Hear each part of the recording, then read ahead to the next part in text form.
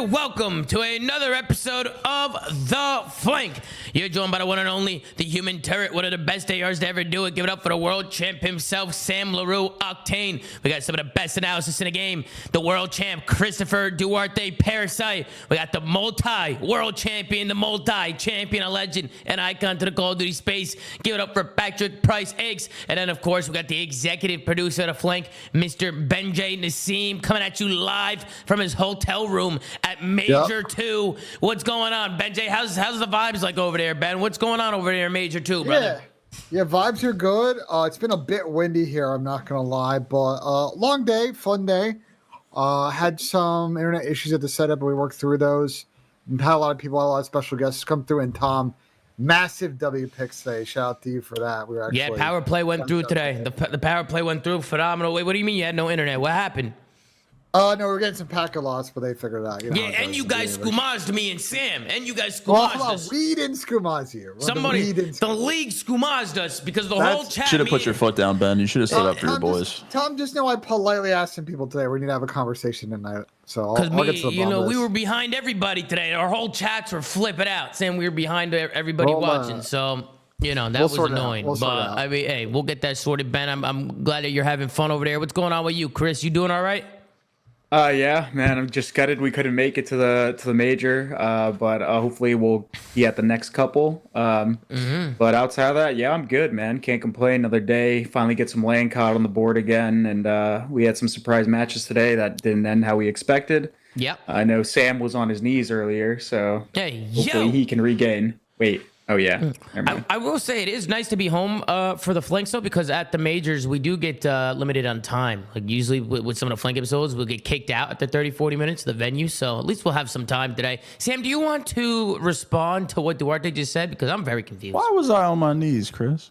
You fell to your knees in a Walmart parking lot, bro. I was in no Walmart today. No. Way to spoil the whole episode, bro. Run the outro, Way to go, Duarte. And also, Ben said it was windy out there in Dallas. I mean, he must have been watching that Thieves match because goddamn, Chris, they got as a self-proclaimed Thieves fan this year. No. What are we doing here, Chris? Listen, bro, I know I'm turning rogue on the fan base. There's a couple fan bases out there that were turning rogue on their organizations, but hey, I'm just following suit right now. Okay. Yeah, Duarte's gone rogue, man. Okay. Duarte's gone rogue. What about you, Pat? Okay. Pat, looking good. Background looks phenomenal, as always. How you doing, Pat? You doing all right? Yes, sir. Spruced it up for the major. Yep. Make sure it's Spruced it up. A different shade of eggshell. But yeah, it's windy here. It's windy here in Dallas for sure. Kind of been annoying, but Yeah, we actually got a lot to talk about. Definitely don't want to waste any time. We had 4 matches, so we're going to go through each and every one of them, give you guys our thoughts, and we'll take a look at tomorrow's matches as well, and we'll do a fantasy update as well at the end of it. Take a look at playoffs, see what's going on. I think Chelly's leading the way over there, which I don't know how, but we'll get there at the end of the show. But let's transfer over. And let's get to the first series of the day. We got the Carolina Royal Ravens going up against the Vancouver Surge. And we are on land, ladies and gentlemen. And Carolina get 3-0 swept by the Vancouver Surge. 250 to 236 in the Volt Hard Points. 6-3 in the Red Card S&D. And 3-2 in the Volt Control. We'll scroll down and the first series of the weekend, and we got a red carpet, folks, from the Carolina Royal Ravens. That is not what you want to see if you're a Carolina fan. You have a .87 from Gwyn, a .95 from Slasher, a .93 from TJ, a .96 from Vivid, and on the other side we had a 1.06 from 04, a 1.10 from Abuza, a 1.0 from Nasty, and a 1.17 from Neptune. Everybody pulling weight on a Vancouver side. We'll take a look at the series MVP. It goes to the new pickup, Neptune, with a 1.03 in hardpoint, a 1.4 in search, and a 1.32 in control. Now, I do want to start this off with Pat. Pat, I know you think very highly of these Carolina guys. So do I. I think very highly of these players.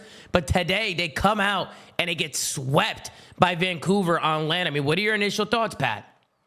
I mean, it was obviously a 3-0, but I mean, these games were close. It wasn't like it was a blowout by any means. I think they were close. These Carolina, I mean, he obviously needed more out of Gwyn. No doubt about that.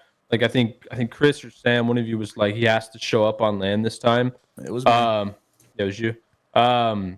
Needed more out of Austin too. I mean, this whole squad was playing statistically better, but I thought it was a super close series. Like it really went down to the wire on 2 maps, and Church was obviously the surprising result for me. I expected Carolina to take that one, but I mean, look, they're not the only team that started slow so far in winter bracket, especially in round 1. So I got a feeling they'll bounce back, but obviously not the result they wanted. Surge played well. Neptune played well, but I'm still not buying into it yet. I know, people like to see one series and they flip flop, but not me, Tom. I'm staying true. And I like that, Slay. I like that. I still believe in my prediction. Like I think they locked up top 8 now or top 6 with this win. Is that what it is? How does it work? I think it's top 8. Top 8, I think. No, it's top 6. Is it Top top six, 6? yeah. Wait, you win once and you're top 6. Wow. It happens Yeah, every it's time you win. insane. It's always been like But- that. Yeah, no, I know. I just forgot how crazy it is compared But I to wouldn't be surprised back in if this is it from Surge. This is as far as they go. But yeah, obviously a good win for them. It just they clutched up in the round 1, so not much to say. Wait, they Carolina got did struggle. Boston next round. This is not as far as they go. Yeah. Boston just beat LAT, the team that's 7-0. Your team, Correct. by the way, Sam.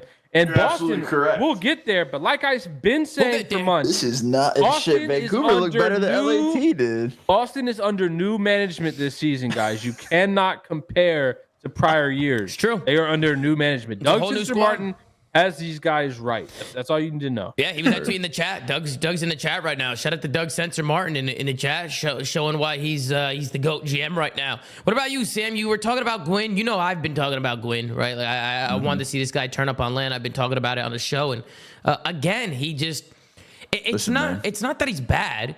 It's just he's not 40 per like he is online. I had these guys in my final, Tom. I said this is Gwyn's event. I've been let down already. Guys, it's one series. Listen, man. I understand that it's one series, Slay. It's series. a big This is an series. important series. Now you're in losers 1, Pat. You're seen losers it, 1. I've seen it happen before. It has happened before, absolutely. But Carolina is yet to win a game in winners bracket. Losers They're ain't 0-6. scary. Losers ain't scary. They're 0-6 in winners bracket this If year. you want them to make a final, you're like Sam wants. They're gonna have to chalk, get baby. through Thieves. So That ain't nothing. Listen, for them. man. Neptune. It was Neptune versus Gwyn. The battle of the fucking show me what you got, and Neptune beat his ass. Respectfully. funny enough, they're actually good friends outside the game. I think they're both Indiana That's fine. boys. In game, Neptune was disrespecting this guy. Listen, bro. Carolina is operating under the performance of Gwyn online. Obviously, their whole team is serviceable online. But Gwyn specifically is giving them a standard that they have been operating under online, specifically online, for the entire season. They have now come to another event where Gwyn is not doing that. This guy is averaging 35 per respawn online, and he's going neg 12 first map. Like, this is just not...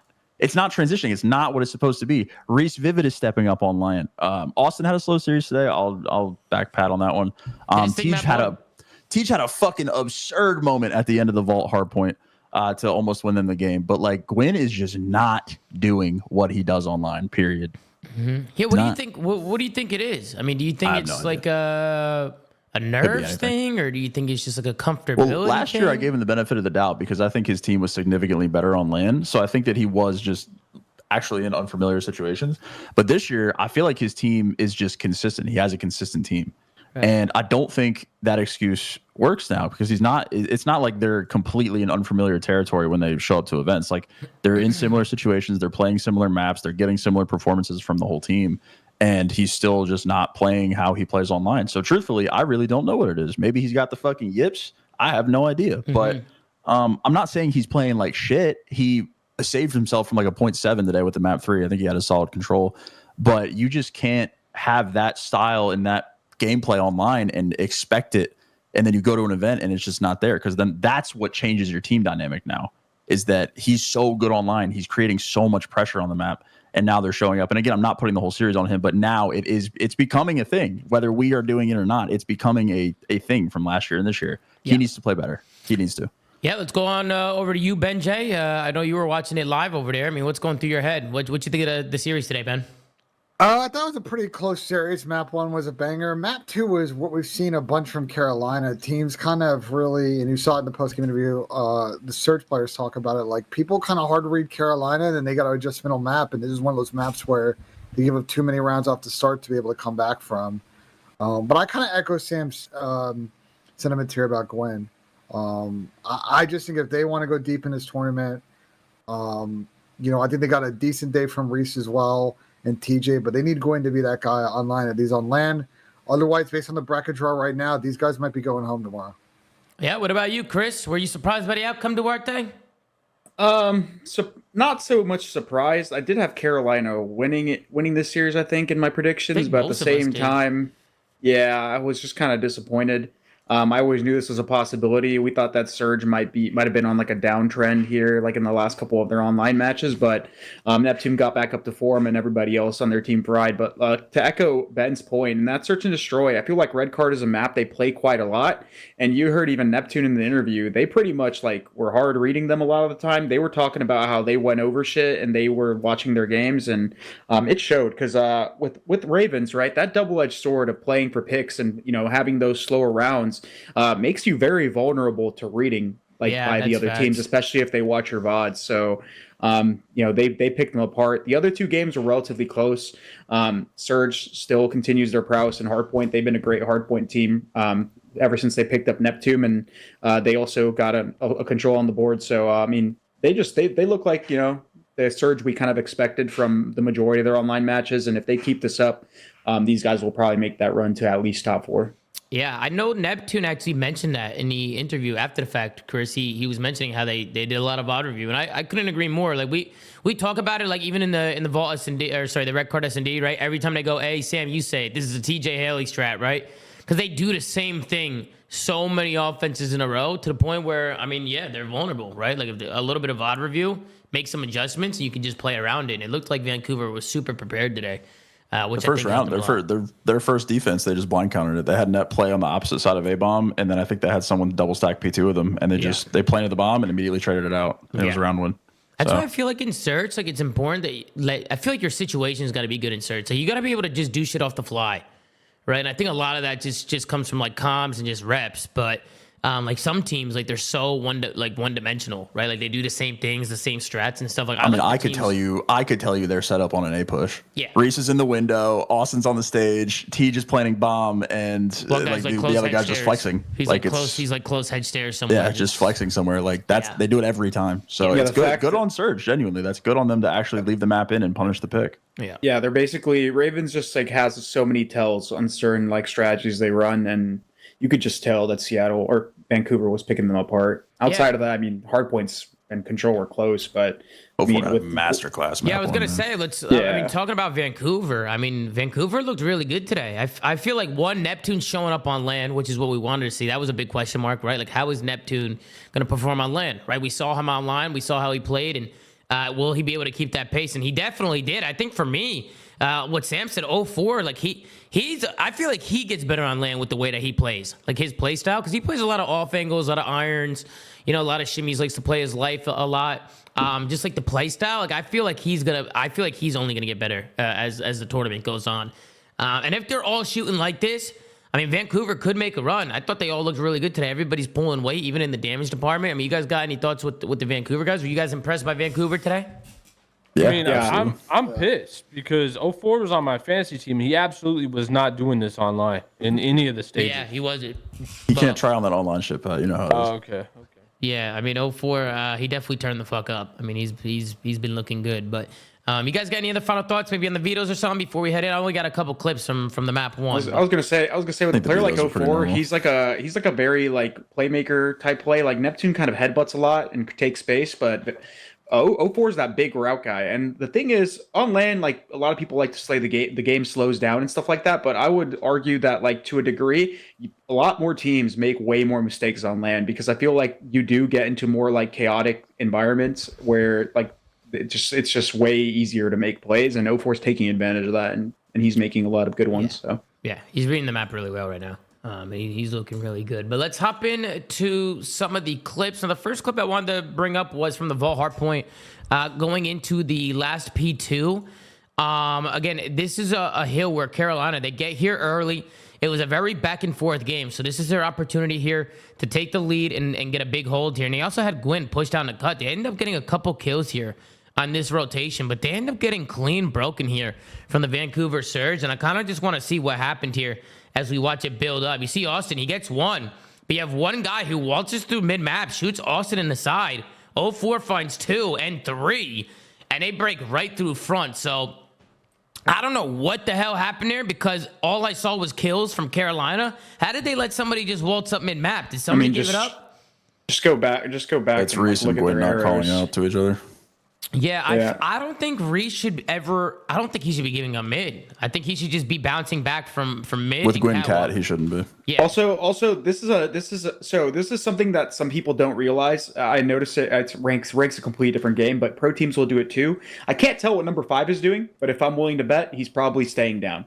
All right, he's on the right side of the hill and shout. He's under the impression that he needs to just live, so he's probably not actually looking at anything, which means his teammates essentially have to watch the map 3v4. But their team has so much space that if he is taking an aggressive angle or chowing or looking over, he's not going to die from top pool. Like he's prone to the guy bottom pool and maybe the outer palms, but you got to think that if he spots a guy, he can easily stay down. So him not playing information there, assuming he isn't, because you can't tell, means that his teammates have to watch way more than they do, and that's going to create an opening for Surge here. On top of the fact that 8 and 7 are essentially watching the same thing and not really communicating that they need to, watch everything else. So if number 5 dies, like it's not that big a deal. He'll just spawn up right next to the hill probably, unless they just lose the back for whatever reason, but he can't control that. So he should be playing for information there while the rest of them are communicating better. People like to stay down on the hill because they don't want to troll and be that guy who's dying. I feel like that's less important than what Vivid and Gwyn are doing, though. 8 and 7 is definitely more important, but number 5 could create a little bit more certainty for them. He absolutely could help the play, but Gwyn and Vivid need to be on top of the communication here. Like Reese is going back and forth, back and forth, back and forth. Gwyn is like running across catwalk. If he's top cat, then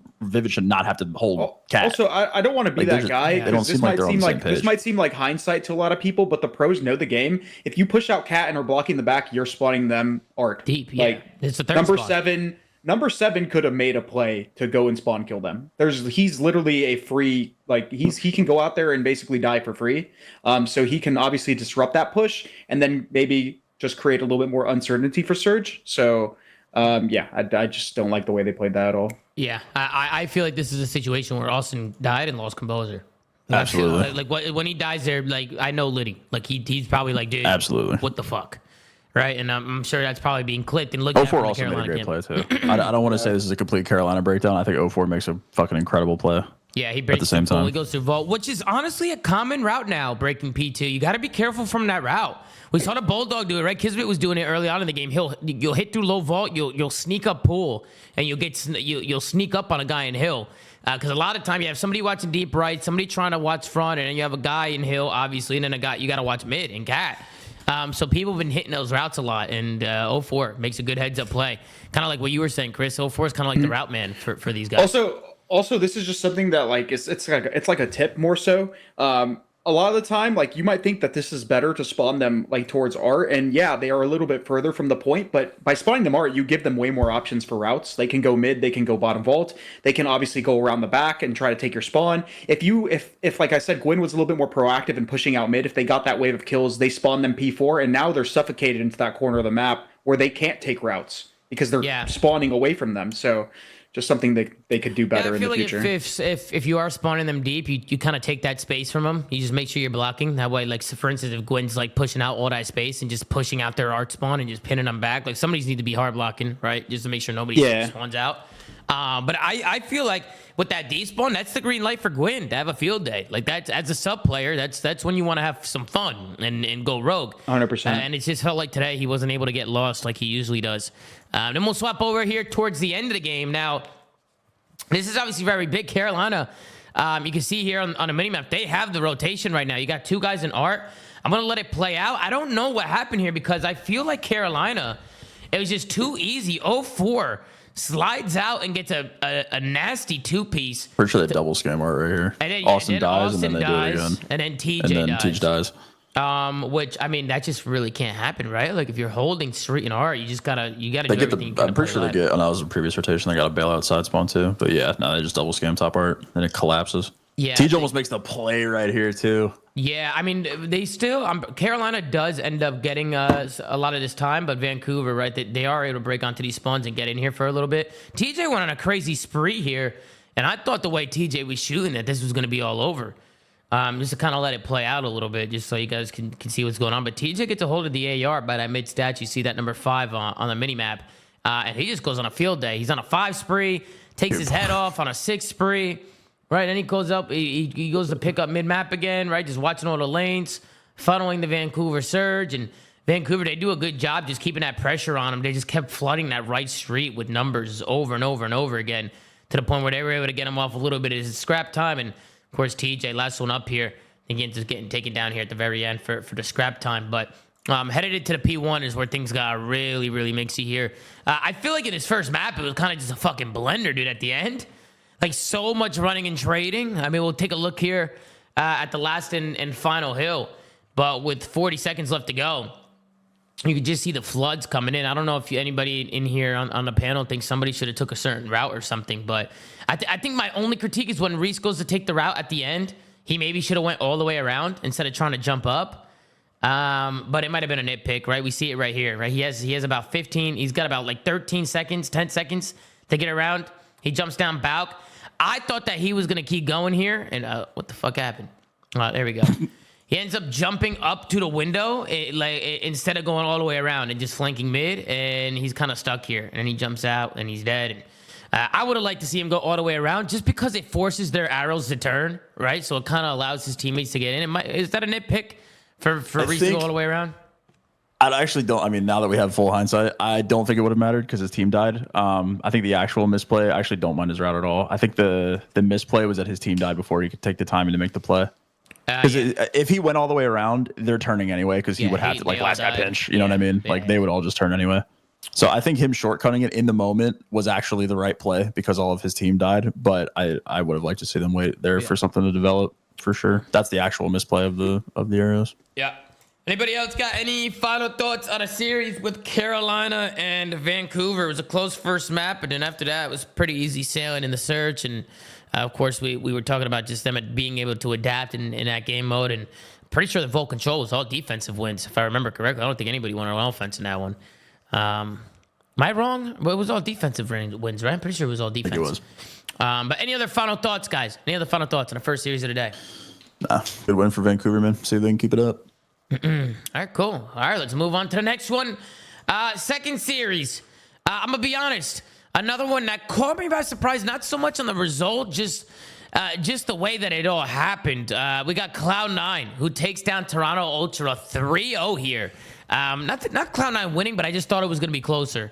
But this one ended up being a 3-0. So this shit was fucking 4 points. Yeah. I mean, honestly, yeah, these were like the craziest 3 maps ever. But you know what I mean? Just a series. I didn't expect it to be a 3-0. I thought we were going to a game 5 here.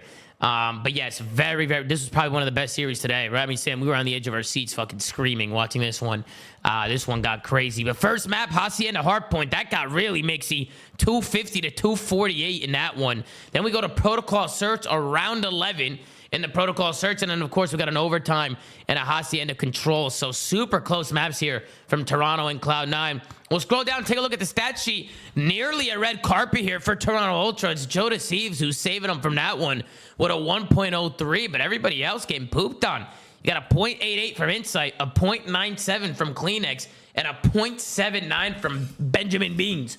On the other side, green carpet, everybody pulling weight. A 1.06 from Sib, a 1.18 from Mac, a 1.08 from Kremp, and a 1.03 from Dylan Attach. Everybody pulling weight. And then you take a look at the match MVP. This guy's been absolutely phenomenal. Shout out to Dante, a.k.a. Sib, with a 1.25 in Hardpoint, a 1.71 in Search, and a 0.77 in Control. Ben, we'll start with you on this one. Cloud9, they come out, they get the W versus Toronto. Super close series. What did you think? I mean, it's the world's closest 3-0. I think almost all 3 of these maps came down to 1 or 2 gunfights. And on the C9 side, I think all 4 players contributed to clutch plays throughout the series. And I think on the Toronto side, we got to continue to question whether or not these guys, as composed, are capable of winning a big series. I got very frustrated today watching Jamie because when he's an AR out, he's a world's slowest player. And when he's got a sub out, he's playing at pace with his team. I just feel like something's still amiss with this Toronto squad. Yeah, what do you think, Sam? You think Jamie's a problem with the way that he plays?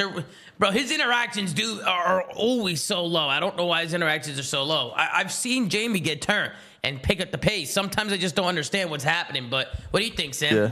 I mean, I don't think that play style really flourishes in this game. I mean, we've made that point since this roster was really born in this game. I don't think his play style necessarily helps, but dude, C9, they look good as hell today, man. I think Mac was like kind of their X factor for me because I think he's starting to play like a little worse leading up to the major. But he had a phenomenal series today. Dante single-handedly won them 2 maps.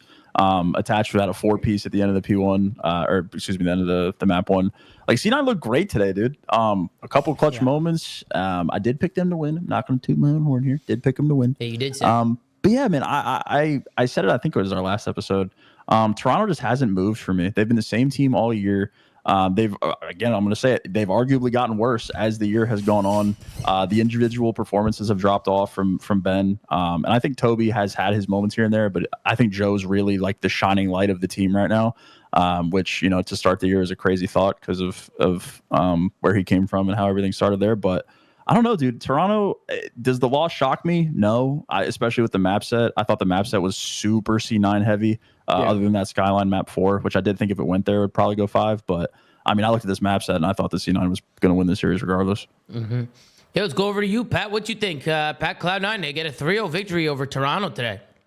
Little different. I actually, I think Toronto played terrible and easily could have won the series. And I think that speaks more to the lack of or not how much I'm impressed by C9, because I mean, arguably Sib won them game 1 and game 2, right? And Toronto was playing bad. So to me, I just think it was a close loss where Cloud9 happened to clutch up. I thought Cloud9 was playing better than them, but the fact that Toronto kept it as close as they did, I'm not necessarily as high as you guys on this Cloud9 camp. I just thought today they had the clutch gene and they clutched up. I mean, the series was literally came down to the wire every single map. So, I think arguably it may have been the closest series we've seen on BO6 so far. Yeah. It was probably my favorite series this year. This I series think, was other awesome. than obviously like the FaZe Thieves series and stuff. Like but this was an incredible series. But yeah, I mean, I just think I think Toronto just got clutched on today. That's kind of my take on it. I don't think this is going to be the end of the road for Toronto by any means. I will say, have you seen enough from them though, Pat, to like justify like feeling that way? Like from the start of the year to now, like so what far, progress They do should you have think had has this been map made? 1. Toronto should have had this map 1. They I mean, C9 hit another got gear on the P1. Yeah. That was absurd. I mean, I would agree with you, Sam. Like, they haven't shown enough yet. But I also want to say, like, and I think, Chris, you're the one who's typically high on Beans. Like, Beans to me is a similar story. Like, yeah, up and down, where it's just like he is compared to last year, especially. Like, He has not been great. I don't know where he's at.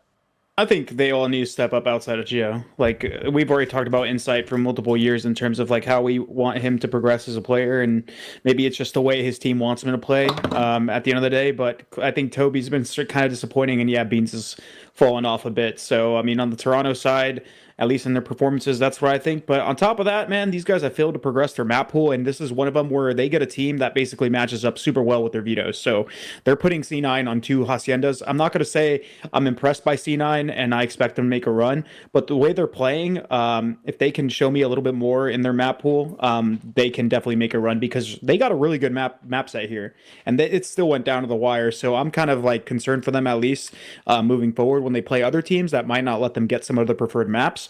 To see how they do, but I do like what I see out of them. I saw Sid pulling out the Jackal, and he looked good when he had both guns. He was winning some absurd gunfights. Kremp still playing great. I think he's been good. Attach is doing his thing, and Mac obviously stepped up here, and even though he didn't have a lot of damage and stuff like that, Mac was making some plays, and they clutched up. So yeah, I still don't really know how high I'm on C9 until they like play a team like Thieves, FaZe, or even like Seattle right now, because I feel like they're going to give them a little bit more of a test when it comes to their map set. But yeah, Toronto, disappointment, man. If these guys don't, who do they play in losers? Do they play? Yeah, do they play Falcons? They play. No, they don't play No. Falcons. I forgot. LAG? who. All the LAG. losers matches are 3 wins. Okay, well they got LAG, so I fully expect them to beat them. But even if they beat them, if they don't like beat another team, I mean, I still want to have a conversation about these guys in online and just in terms of their team because yeah, I'm tired of seeing these guys progress. I still think that Kleenex has a lot more in them, and then Beans has kind of fallen off, and Insight he's been the same player. Joe's getting done a disservice right now. The real problem was for this team today specifically is that their org announced an event in Kitchen, fucking Ontario. Yeah, The Kitchen yeah. Ultra. Kitchener. So they probably The just Kitchen Ultra, man. they dropped to their knees before they played this one. And I think that's just what you chalk it up to. Yeah, I was gonna bring that up and ask you guys. Obviously, Call of Duty Champs just got announced today, and apparently it's in Kitchener. I wanted to ask you guys what you thought about that, because obviously there's been a lot of controversy around the location on the timeline. Even Scrappy was getting pretty vocal about it, saying that every COD champ should be in a major city. But I'm hearing that there's absolutely nothing in Kitchener. Is that true? I've never been there, so I have no idea. Here's the deal, because some of our boys, Tom, are Toronto boys, I think, went to school there, so they know the area very well. I've heard the venue is nice. I think the problem is that when people hear about champs in Toronto, we all loved Madame, but I think what we also love was the proximity of that venue to like everything going on in the city, right? Whether you want to go to a sporting event, go to the water, go check out a lot of the awesome restaurants and sites in the city. This kind of takes you away from that experience, unfortunately. I think that's why a lot of people, myself included, are a little bit frustrated with this decision. Problem is, it's just out of touch, right? Like, we've had a legacy tradition, and I've started to complain about this last year, but COD Champ specifically has always been in a major city at a major venue in that city, or at least in a insane area in that city. Yeah. I mean, like, the problem here is Toronto is an amazing city in general. There's so much to do. Like, when you think about COD Champs, it's not just going to an event; it's going to an experience, and then part of that experience is that city that you're in. That's part of the drive to want to go there. To me, it screams that this was just a cost thing, right? Like we all know Toronto is going to be way more expensive than Kitchener or wherever it's at. But yeah, I mean, to me, it's just a little out of touch. Like, They said on social it needs that to it was be in a major area. They said on social that the arena can accommodate more people. But that's irrelevant. But the people that they would irrelevant. accommodate are now not going to fucking go because of where it is. Yeah, And I know they were talking about finding avenues to get players or fans to and from the venue to the airport or whatever. But it's also the convenience factor. Like, no one wants to go to any event. Also, how many having fucking a 2-hour Uber or whatever? How many hotels are in Kitchener, bruh? Like, what's going on? It's a college town. I don't think there's the hotel capacity issue, and I understand there's a revenue thing. And they should have just thrown that thing back in the Madame if possible. But obviously, maybe it might not have been. I understand there's a revenue thing for Toronto, right? Size of venue. Maybe they're getting local support. I have no idea. And I don't doubt that Toronto's going to pimp out the venue and do stuff around that city. But I think it kind of, again, misses the point where we all expect is we were expecting to be in downtown Toronto, maybe at Madame, maybe another venue, and the same experience we've had year in, year out. That's why, everybody here, we all put Toronto's events usually high on our list. They're my favorite city events. They're great events, yeah. So, but I think this is potentially and hopefully going forward, Ultra kind of, understand what people want from their event, and we'll see what they do to try and spruce this up to make the best of the situation. I agree with Sam during the watch party. I think it should be in Vegas every year. I think Champs should just be in Vegas. I feel like Vegas is a great spot to host it. I feel like people love Vegas. Bro, but that goes back to just like, when you think about, even as a fan, just going to a tournament, like, part of it is more than just going to a tournament. Like, part of it's just, you're taking a vacation if you don't live locally, especially. And it's like, you want to have experiences outside of just Call of Duty. Yes, Call of Duty's on, majority of the day, but there's still, 4 nights at a tournament that you still have to deal with, and you want things to do. Yeah. And I think Vegas is one of the biggest reasons for Vegas is just because it's such a big attraction outside of the event itself. Right. And another problem is too, like, this event, like, Toronto could go and put on an amazing event, but I feel like part of this now is also going to have a small stain on it. Like, regardless of how great the event is and how great the inside the venue is done and the event itself is ran, like, you're still in Kitchener, Ontario, not in Toronto. Like, that part of that goes into that I think that's a lot is on the team to make the experience in Kitchener like something memorable, considering the challenges they face. If they do that, props to them. And if they get most of the way there, I think it's a learning lesson for all involved. I don't think Champs should be in Vegas every year. I think it should be in the rotation. Same as I think we should have a London Champs eventually in the rotation as well.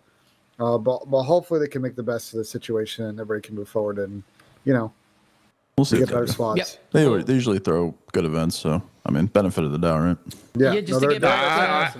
We have no doubt that the event, like the actual arena itself, is going to be great. Like, it's everything else that encompasses the trip there that everyone is complaining about. Yeah, just to get back on track here with the series, I want to talk about Cloud9 a little bit because I feel like Sib has been turned ever since he really struggled when the year first started, right? Like he was struggling online. We went to Major 1. He fried on LAN.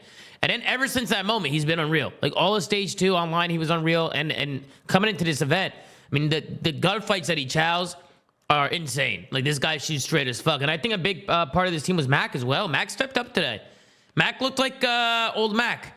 And I think that's what we wanted to see. We saw some up and downs from Max through the online stage, so it was good to see Mac come out on top and fry the way that he did. Were you guys impressed with what Max played today as well? Absolutely. Yeah, he played good. Also, one thing that a little bit of lore on Dante here at the beginning of the season. So I used to play ranked with them at the beginning of season 1, and he was basically talking about how prior to that they were playing on the old sensitivities, right, where it was just 6 and 7, and it wasn't like the 1.5s and 1.6s and stuff.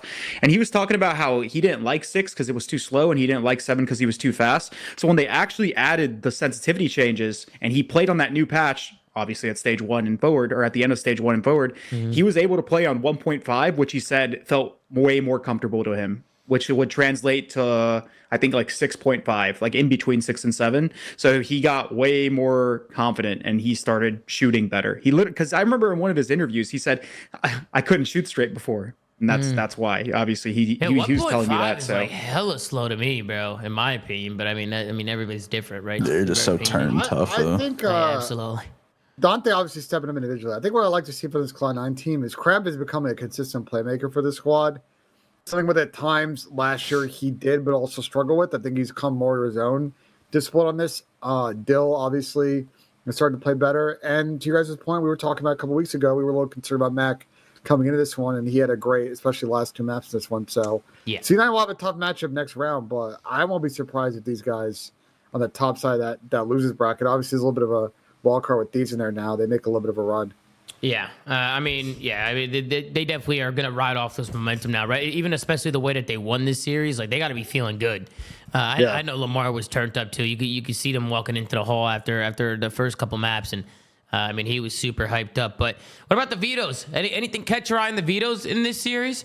I think the vetoes looked like what Cloud9 got rid of Protocol Hardpoint, Toronto got rid of Red Card Hardpoint.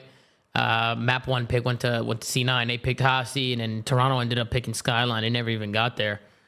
I mean, I think they're just kind of fucked when it comes to the map pool. Sure, the maps are close, but like they're just giving C9 their better stuff. And granted, it was a close series and a square up. You're still really not diversifying your map pool much. Also, we didn't really talk about it, but I want to give a shout out to Kremp because he's criminally underrated the way he's been playing for the C9 team. He had an absolute masterclass in that map 3. He went the fuck off. So yeah, map shout out to Kremp too, bro. The map 1 he made plays. I mean, that's gonna lead me into to the next segment here. Just bring you guys into some of the clips here. But just to start things off. We start things off on a second P2. Now, this wasn't anybody doing anything wrong unless you guys see something wrong. I just really like the way that Toronto played this P2 because a lot of teams don't play it like this. But you can see as there's like 10 seconds left of old P1. I like the fact that Toronto has somebody kind of blocking, like holding that back well, and they're staying pushed up on the map. I feel like we need to see teams do this more. So many teams, when it goes to this rotation, they just all back up and just play tight. Like, they'll just all back up at a P2 and just play lobby in P2, and then they turtle, and then people take routes, and bada bing, bada boom. They ended up falling and just getting broken so easily. Like, look how hard it is for C9 to even get close to this hard point because Toronto Ultra was able to push them out and basically give Cloud9, or not give Cloud9 an opportunity to break after one wave, right? When you push out like that, it forces Cloud9. Now they have, like 2 or 3 opportunities now to hold the hill, right? Because even if they die pushed out, Toronto's going to spawn there anyway, and they're going to be able to hold, right? So I really like the way Toronto played this hill. They got a lot of time on this hard point as well.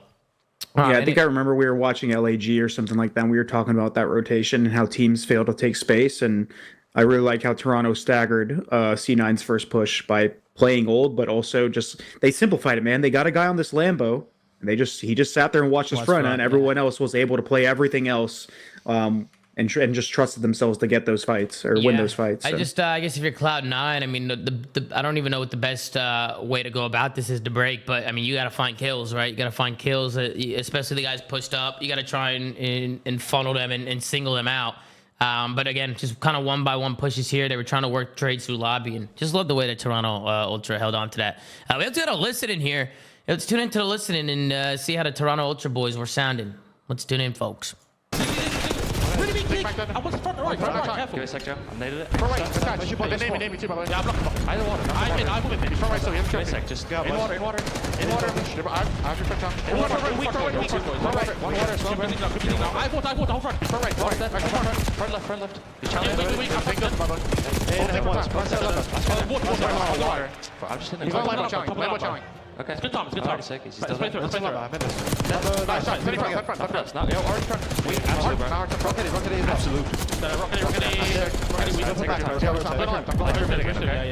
I'm with you, Joe. Got you. Maybe top everyone. I'm going to take it, okay? Can we put office? Heard you. Nice. Top white. Going open. Just go. Top white. Got office. What's one office? They're both weak, okay? Two office. Attaching crap.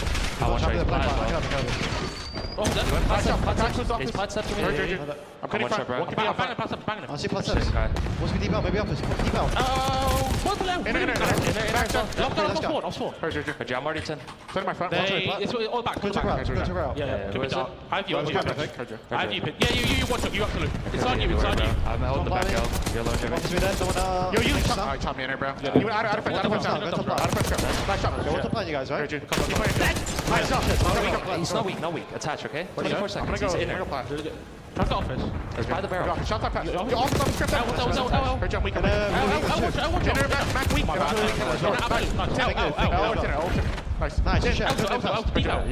They're behind us. Can we dubs maybe? I spawned dubs. I spawned well. On the heady. Do me dead. Heard you. I'm holding you. Two back. Free. I just All three low. All right, so we'll lower it there. These listens have been pretty long, but how do you guys think they sounded? I thought Toronto Ultra was running away with this at first. It sounded great. Yeah, I thought they sounded pretty No, good they as well. didn't. And then that's why I wanted to bring us to the end because, I mean, Duarte, you were talking about Kremp, and I mean, he just makes such big heads-up plays here towards the end of this one. You can see Toronto Ultra holding this this fence hill, and I mean, they're looking to close it out here. It was actually Kremp who takes the initiative to take a route through mid and get pushed up into their top office. And then I love the plays he makes next. Instead of just jumping out like a madman, he stays alive up here, holds his life, or plays his life and holds top office. You can see the flips coming in now. So this initiated from Kremp, and then he continues his spree as well, just roaming all of top mid. He's able to find a two-piece there, and then with 20 seconds, because he's able to kind of control that top mid-map area to map, he's able to kind of beat Toronto to that next hard point. He ends up coming back here because Toronto Ultra are about to win, and he gets on and contest. So I forgot this guy was actually doing it all. So it was a really good play. Sam, I know we talked about it during the watch party, but do you guys think that Toronto Ultra hesitated here? Do you think they should have traded Kremp out quicker, or do you think it's just kind of heat of the moment? Kremp made a good play. I think they were going for the win here, so that's the only reason I said yes. Like, if you're going to commit to hitting ult at a moment where you can win off that, you need 3 seconds. There's, what, like 10, 12 left? Yeah. I think so. There has to be a sense of urgency because if you don't win there, you have to break the next hill. Yeah. Because you just heavy committed to hitting ult. So, yeah, I think that they just had to full send it, and if they trade, they win. And then at the end here... If he doesn't hit it, by the way, Toronto probably wins off that hill. Yeah. I'm not gonna lie. I think, I mean, granted it was close and it came down to like Kremp making that play. I think they just put all their eggs in one basket. They should have definitely like taken their time on that and maybe tried to like, instead of just hitting the front, maybe like slow played front, try to take some routes to deny top office control, because then if they win those fights, right, and even if they do get in that hill, they're going to spawn C9 out. But on top of that, let's say hypothetically they split and they don't win those fights. If those players are still like alive top office and the people from the front die, they can cut off new rotation. So they just win no matter what. Yeah. But they kind of rushed it, and it was really close regardless. So I'm not going to harp on it too much, but they could have guaranteed it, right? The C9 wasn't going to win off that time, and they only need 3 seconds. So I mean C9 should have, or Ultra, should have closed this 4 hills ago. They had the numbers here at the end too, because look, Mac and Dante are getting swarmed here. Everybody dies around them. It's 2 dead. It's a 4v2 on a hard point. Beans maybe a little overzealous. They didn't really wait for a squad. He goes down. Mac turns around, finds 2, and then Dante finds 2. So Mac and Dante 2v4 here at the end to save this game. And then you can see Toronto Ultra, they have no other player other than the flood through front. And I mean, Dylan finds 4. Just a great way for Cloud9 to end it. They clutched up heavy. Kremp made some big plays. Everybody went big. Right? You had Kremp who made the play contesting, pinching top plat, getting the kill, keeping the game going. You had Mac and Dante winning big fights on the rotation. Dylan closing it out with a 4-piece. The whole squad from Cloud9 making big plays here towards the end of that one. Any other final thoughts there with some of the clips that are map? COD is literally a game of seconds, bro. Like if you watch that back, if once Beans got that kill open, if he stayed alive in open door and just literally waited for his teammates to get like 1 or 2 seconds to engage, they win that no matter what. It's ridiculous how insanely close that series was. Agreed, because if he's pushing it with his squad, even if Mac kills him, Mac's getting shot in the back, right? Like if his team is there, Mac's getting traded out, and they're probably not 2v4ing there, right? Game of seconds, all those little moments, they go a long way. And other than that, I just wanted to take a look at the round 11, because why not, right? We got to take a look at the round 11 here and see what happened here in this one. A little bit of a black screen. Bear with me. There we go. Take a look here at the round 11. You can see kind of. Oh, this is not the round 11. Breaking Point just trolled me.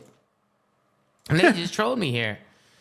Ultra get the defuse and they force a round 11. Oh, I'll pull up the round 11 ourselves then. My bad. I'll get it right now. But any other final thoughts on the series before we take a look at the round 11, guys? Any other final thoughts? I think that whole comeback on the map 1 started way before that. Yeah. To be honest, obviously those were like the game-winning moments, but I definitely want to give Sib a shout out for the P1 rotation as well. I don't know if he's watching this, but that guy was getting fucking mixy on the P2. Yeah. He ended up flipping P1 spawns and staying alive in secret. That was a really good play from Dante as well. Yeah, Dante's been on point. What about you, Ben and Pat? You guys got any final thoughts? I think the Pat muted? bracket Pat, I think you're connotation. muted. Am I muted? Can you hear me? No, we can hear him. No, I hear you, Ben. I don't hear Pat. I thought I saw Pat talking. Oh no, I shook my head. Okay, I think a big thing is just Toronto potential matchup with Optic for top 6 is like a big turning point in their season, because I assume Optic's going to beat Minnesota. We'll see. But like Toronto backing into a top 6 at least this event will be massive. If not, we're going to start having a very awkward conversation about them now being in a real battle to try and qualify for champs, even after that hot start in stage 1. Wait, are you saying you don't think they'll beat Optic? I have no effing idea. The problem is that there's a chance to get back-to-back bad placings at the first 2 events, and I don't know what to take away from that. I think they beat either Optic or Rokkr, whoever comes out of that. But you guys, I don't see a world where Toronto loses to either. Yeah, I had whoever was losing this series beating both those teams, regardless of whoever it was. Tony is FaceTiming me right now, saying that he's got something to say. I don't know what. I just declined his call. He's probably with Fatty, bro. Bro, Fatty, what the fuck? I stole his phone. I looked through his contacts. I said, "Oh my God, that's Zoom." And I called on Faith. He's over there. He has no idea, man. Hey, Fatty, hold on. I'm gonna put you up against. Say hi, Fatty, to the flank. We're live on a flank right now, Fatty. We're live on a flank. Okay. Okay, don't hang up, my God. All right, later, Tone. Fucking asshole. What the fuck is he doing? He stole your phone? Wait, did he actually? Was that him texting me, or was that you? Scumbag. He's a fat scumbag, Tom. What are you guys at the dinner? I'm getting dinner, absolutely. Absolutely. All right, you enjoy your. Have a good show. Thank you, Tony. Later, man. Peace out. That's why they called. That's why he called me. It was Fatty the whole time on Zinni's phone. That's insane. I told him I was doing the flank, and he said, "I know. I want to say something," and that's what they said. Absolutely fucking nothing. All right, let's walk into the round 11 here and see what's going on. This was like a do nothing strat here in round 11. Jamie Insight was playing P2 every round, just throwing shimmies. I don't mind him doing it a lot of the rounds if that's like their default, but dude, I don't know, bro. I felt like Jamie Insight, if teams are like adapting and they're picking up on him just playing the same spot every round, you can kind of solo him out and do what you got to do. You know what I mean? But we get into the round 11 here, 3v3 situation, and it's just the way that they executed this, right?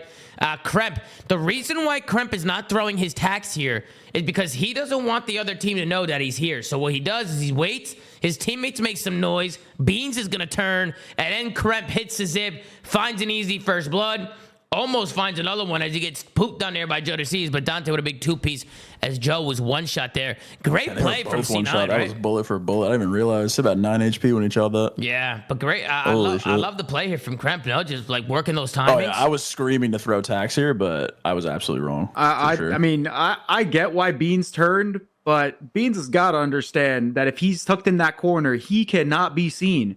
And he's got to trust. Was he? Yeah, he was tucked against the wall. He cannot be seen from. No, you cannot be shot there. If you tuck yourself behind that little box, you see that box to his left? Oh no, they yeah, cannot I kill know that one. him. I don't think I'm just saying. I don't think If he tucks himself there, he's got to trust his teammates to watch everything else. 100%, He cannot give this up, period, at all. Yep, couldn't agree more, Duarte. He doesn't even get shot at. They shoot at 6. If he picks up that kill, he picks up that kill, round over. Goodbye. Yeah. It's game's over. I thought they shot at him, but they shot at the guy on bomb and Beans turned. That's tough. Dante with another big 2-piece to close out the map 2. First the map 1, then the map 2. Dante, super icy, going crazy today. Anybody else got any final thoughts here on the second series with Toronto and Cloud9? Any final thoughts, guys? All right, sounds good. Let's move on to the upset of the day. Ladies and gentlemen, the one everybody's been waiting for. We got the LA Thieves. Honestly, the fan favorite, I feel like, going into the major, going up against the Boston bro. Breach. Holy shit. Start with Sam on this one. Move on, bro. Victory for the Boston Breach. Bro. It is an upset here in the winners round 1 as the Thieves for the Doug Spencer Martin's very own Boston Breach. 250 to 230 in the Hacienda Hardpoint map 1. Boston take care of business there. Then Boston lead 2-0 as they take the S&D 6-4 in the Hacienda S&D. A 3-0 in a Vault Control. Finally, Thieves were able to get on a board, but it didn't matter because we went into a Skyline Hardpoint, which was another grueler that goes all the way down to the wire. In Boston, we're able to win 250 to 242 in that one. Thieves made a couple mistakes in that map. We're definitely going to pull up and take a look at. We're going to take a look here at the stat sheet. We got a 0.83 from Envoy, a 1.0 from Dan Ghosty, a 0.95 from Hydra, and a 1.07 from Scrap. Scrap with over 100 kills in this series, trying to do everything he can. Sam keeps trying to push this Rocket League propaganda, but it's not looking like it to me. I think that Hydra, Ghosty, and Envoy need to all play Rocket League, and it maybe say it'll help them out a little bit. And then on the other side, we got Boston Bridge. You got Cammy with a 1.09, Big Wake Awakening with a 1.02, a 0.87 from Parrish, and Snoopy with a 1.19. I mean, Snoopy going absolutely crazy. Probably the match MVP. Yes, he is. It's Snoop. 1.34 in a hard point, a 1.83 in a search, and a 0.65 in a control. Man, do I love watching Snoopy fry. It's only his second year in this, doing this.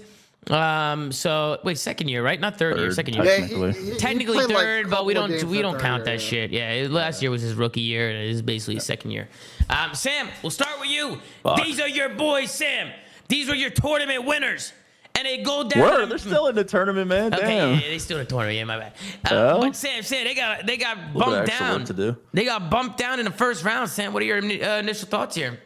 It looked like shit. The listen. I mean, we're all going to talk about the listening, and that tells the whole series, bro. Intensity wasn't there. The scoreboard, I really don't care that much about. Obviously, there were some individual performances, like map 4 specific. I think Hydra and Dylan didn't have a great map, but I mean, just the gameplay was bad, bro. Situationals were bad. Comms were bad. The search looked like a couple of weeks ago when they were like single channeling everything. We were super hard on no teamwork in the mode. That's exactly what it looked like again. Both hard points, they were flipping spawns constantly, getting broken, single pushes. It was just a really, really poor fundamental series through and through. I really don't think this was an individual performance kind of thing, just on the stat sheet. Again, I know map 4 was tough from the subs, but overall as a theme for the series, they just played sloppy as fuck. It was, I don't know if it was like a round 1 thing and they just didn't, shoot their guns because they thought that they could win the series because it was Boston. I don't know if they were just cold, what it was, but fundamentally, I mean, there's a billion mistakes in this series we could pull up for clips. Yeah. They just flipped after flip. They were single pushing. It was just, again, a terrible, terrible fundamental series from them. Mm-hmm. What about you, Duarte? You're saying, "Oh yeah," over there. You agree? I completely agree. They look terrible today. I'm gonna give Boston the search because I do think they're a good search team. So that's whatever, right? LA Thieves has been improving search, but I'll give Boston the search. But watching their hard points, Thieves' hard points were just a fucking crime, bro. Those guys love scrap time. I don't know what it is. These guys hate rotating and like playing like some sort of a clean setup. These guys were pressuring old every single time, but overcommitting it to it a lot. And they were like Sam was saying, they were single pushing everything. You would just, bro, you can tell if you don't like hyper pay attention to the mini map for those of you guys at home. If you go to a caster's POV, right? If you're watching the matches and they go from one Thieves player dies, next Thieves player dies, next Thieves player dies, that's telling you they're single pushing because you're not seeing multiple deaths occur at the same time or relatively in sync. So if you were watching that match, they just kept swapping POVs and people were just dying over and over and over like this on the Thieves team because they were just going in by themselves.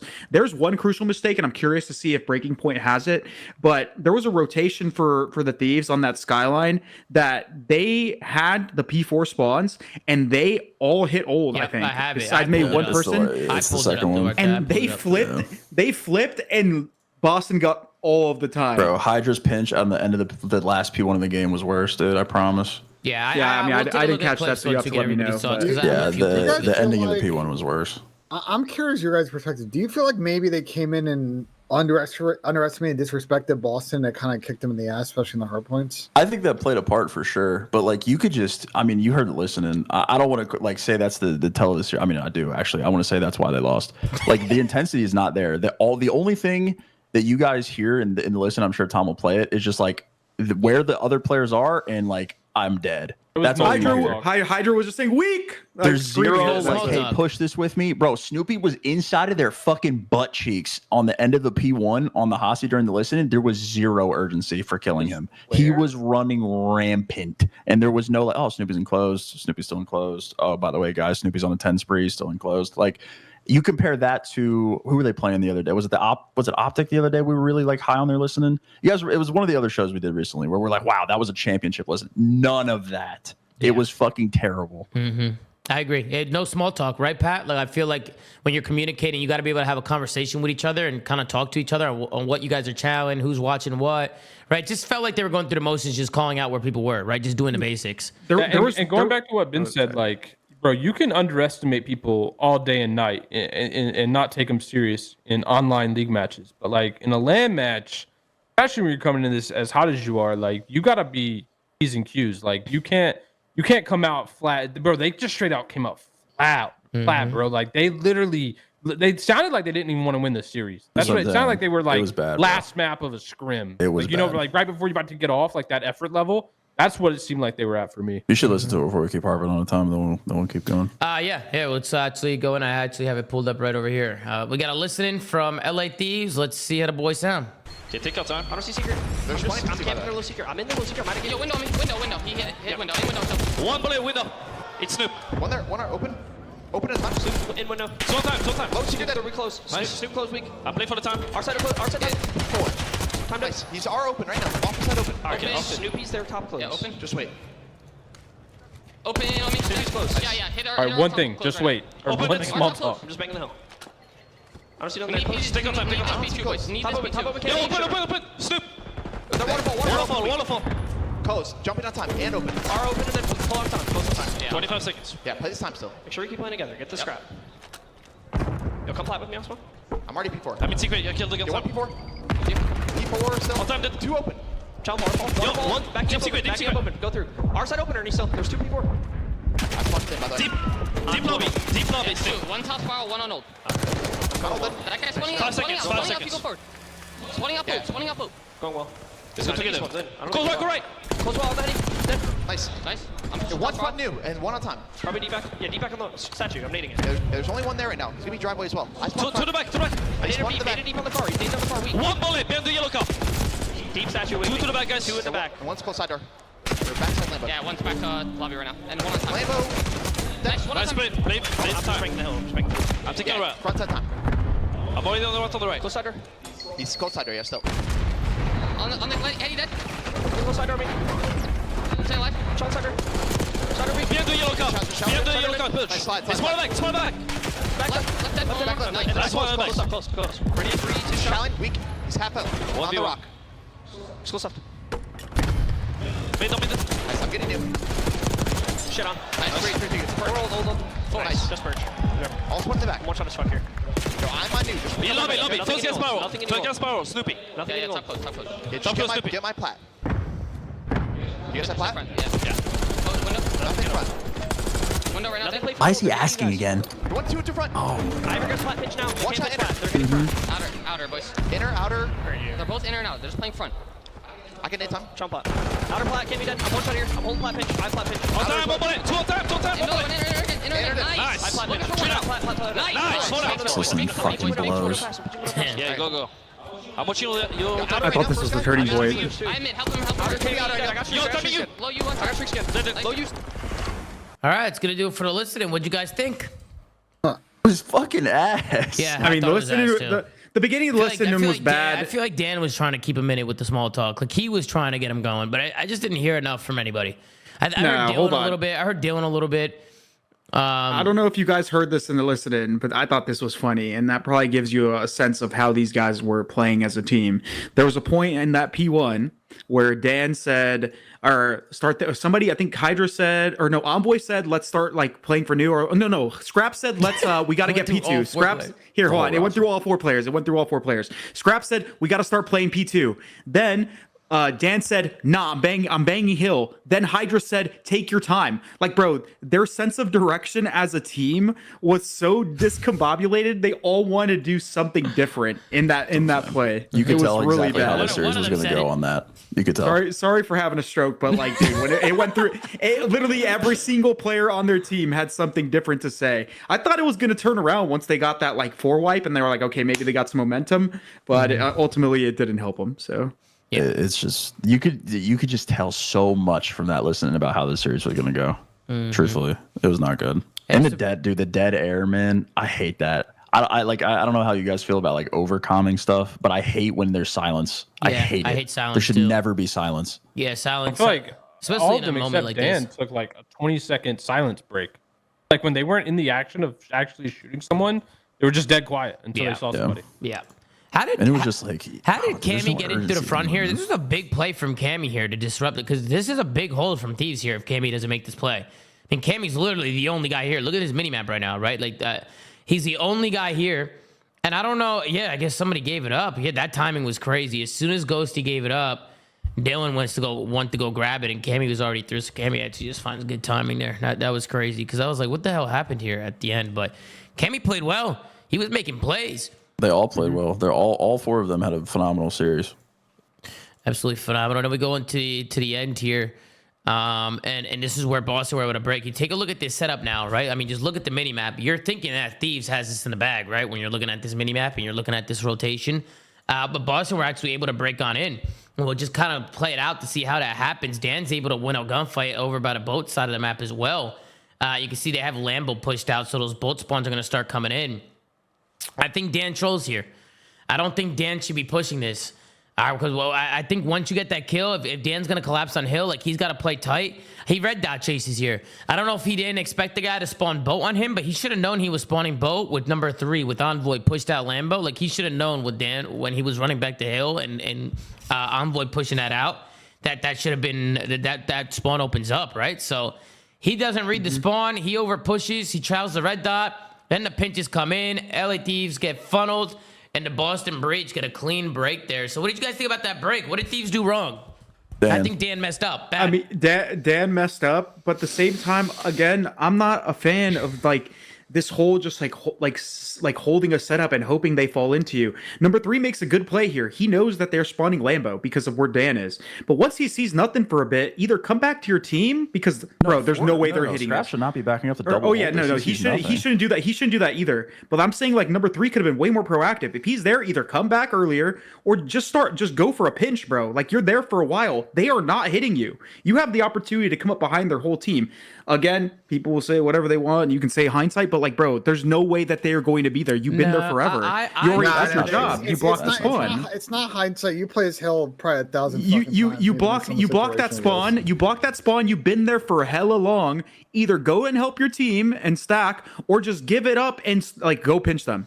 You know where they're going to be. Am I the only one who feels like Dylan can watch pinch from way like he can like be tucked like outside of Lambo and just kind of hold the pinch there and just tell the team to stay down from Lambo, right? He can hold an off angle.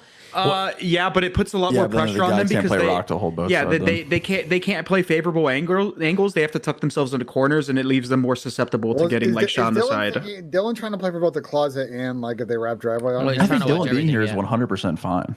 Yeah. Yeah, well, I think it's fine because he's also denying the split. Like we don't know how the kills are going to go down. They could lose trades and then just split spawn themselves, and then they could get broken anyway because they're spawning on both sides now if they get the first kill. Like if Dill floods Hill here to hold pinch and they get the first kill, now they're splitting. You know what I mean? Yeah, like they're not blocking. I'll be out of Dan through this. Him chasing Dan through 100% Dan through this. 100%. Yeah. Yeah, he tries to push through. He kind of chases the dot here, and as soon as he dies, right off the bat, you can see Scrap and Paco on Hill. Like, they're screwed. Like, they're getting swarmed here by Boston players. Dylan's obviously at the plate blocking the spawn. So yeah, it was just honestly a clinical break from Boston, but maybe a misplay there from the LA Thieves. And granted, Dan did have the streak, right, to break it again. He calls a streak. I think he gets a kill with the streak, and they get back in there. But they can't win here anymore because Boston, they get back in. They make it mixy. The contest come, and we end up going to another hard point here, going back to a P1, which just to see how the rest of this plays out. Snoopy was making plays when it's rotating. Hold on. What kind of info did they get with this streak? Because I kind of want to see what the arrows are looking at here. Because they get in, and only one person's staring out open. So what did they look at here? Like, this should tell you where they all are. Yeah, nobody's Lambo. You know the hit's going to come in open. Yeah. Number 4 is the only one looking at it. All right, there you go. That is weird because you would think in the streak, Dan probably didn't see anybody Lambo. I mean, there's nobody Lambo, right? There's nobody Lambo. You just call out that they're all mid halls, like all open, and there should have been a funnel there. Yeah, exactly.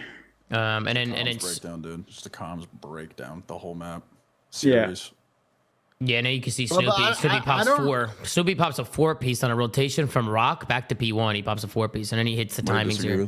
I was gonna say, like, because you guys have been in the situation, especially with the format we have now, we get that like warm up media day. Like, how do you end up in a situation like this? You think they just had a bad day, bro? It's so shit for me to say this, but this shit happens, bro. Like, you just spawn in one day. You just spawn in and you're just fucking flat. My teams have all done that, and there was no rhyme or reason to it. You just show up to an event sometimes, and you're just fucking flat. It is what it is. It happens to everyone all the time. It's just one of those things, man. Yep. Then to talk about some stuff that happened in the Skyline. One of them is here on this P3. So this is where Thieves, they get those spawns that you guys are talking about, right? And you can see with 20 seconds left to go, all of LA spawn at new, right? So they all get that P4 spawn, but the problem is they all push, right? You got one guy pushing Cat, one guy pushes P1, one guy pushes Old, they all die. Right now, the guy Cat is Envoy. He's by himself. And take a look at the spawns now, right? Like Falcons. Now there's 9 seconds. Yes, exactly like the Vegas Falcons. Exactly. Those mistakes can't happen if you're LA Thieves. They can't happen. Right? They should have pressured Old, but they shouldn't have committed. I like them sending 1 or 2 Old to pressure, but they sent 1 P1, 1 top Cat, and then the other 2 committed. They all chowed. Like, everybody died. When I feel like you just hold a good roto there, you just pick up Stone, like pick up top Cat, like everybody hold, maybe one guy try and make a play and try and push it out. Exits. Yeah, try and play some exits. But this was a big mistake from the Thieves, no? This was a huge mistake. Dude, you could actually watch every hill in this entire series and you could pick something out. I'm not gonna lie, bro. It was so bad.